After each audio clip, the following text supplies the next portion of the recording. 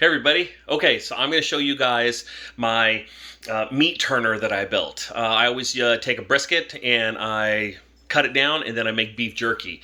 And so the problem is that whenever I try to mix the beef jerky, what ends up happening is stretches the meat and it gets all stringy. Then when I try to hang it, it doesn't work. So I made a meat turner. So let me show you what this looks like. So first of all, I got my brisket all cut up, ready to go.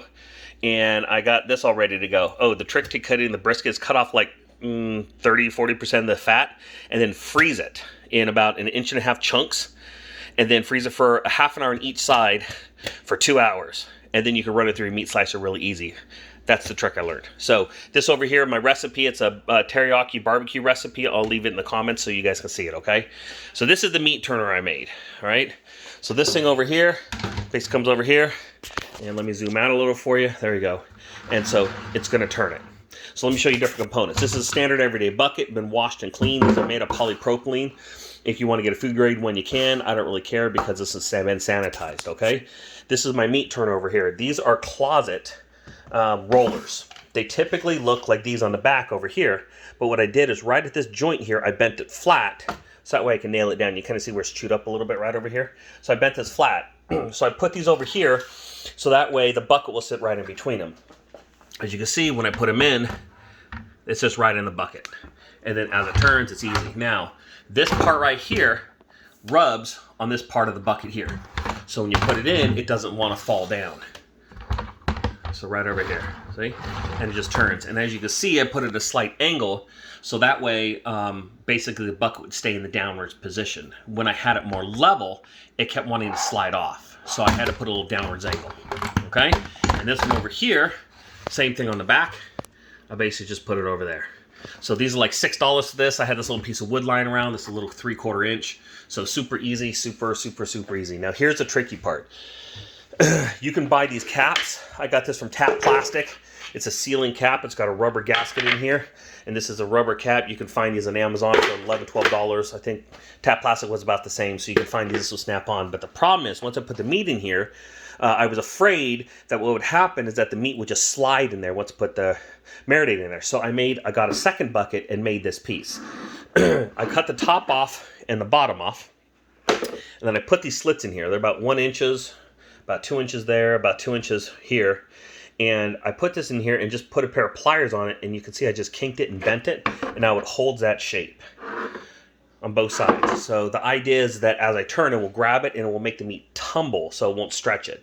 Well, the only problem is that this would now slide in there. So I found if I just put a rubber band around it, this is just a simple little rubber band I got on Amazon, it has a tendency to stick in there really well. So it just goes right in. And then also, when you need to take it out, you know how sometimes it's hard to get buckets apart? Well, what ends up happening is that you just come down over here and pull, and it will slide right on out. It was really cool. It was a neat trick. So that's going to go there. That goes inside. And now I got to put this cap on. And this is going to be hard to do with one hand, but I'll see if I can get it. These are kind of tough to put on. Okay, so there you go. So it's on. So that's good. So now I need to put all my meat in.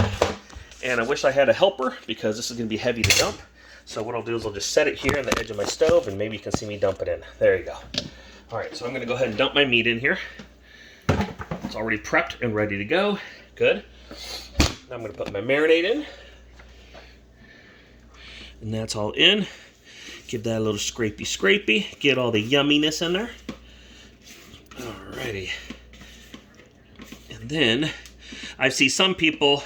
I got a lot of these ideas from rock tumblers or parts tumblers or people who wanted to do tumbling, you know, with that kind of stuff. Excuse me, I got a little bit of cold today. That's why I'm a little sniffly. But anyways, so that goes in. All right. And so now that needs to get tightened down and you both hands for that again. Okay, now that goes on. Now we're going to take this. We're going to pop it right on the turner there. All right. So now we're just going to turn it and see what it feels like. There you go. So see it like it wants to fall back a little. So that's exactly what I needed. So I might turn it with 2 hands, but this is the first time I've tried it. But it seems to be working pretty good. So that's going to, I think that's going to work. I may put a motor on this.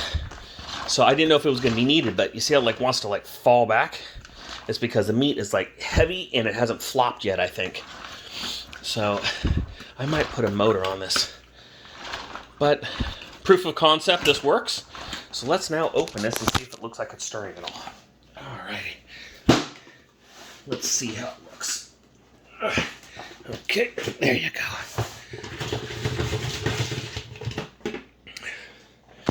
Okay. Oh, that definitely looks like it's stirred. Cool. I don't know if I have to really do it too much more than that. Well, that looks pretty good. I may do it a little bit more.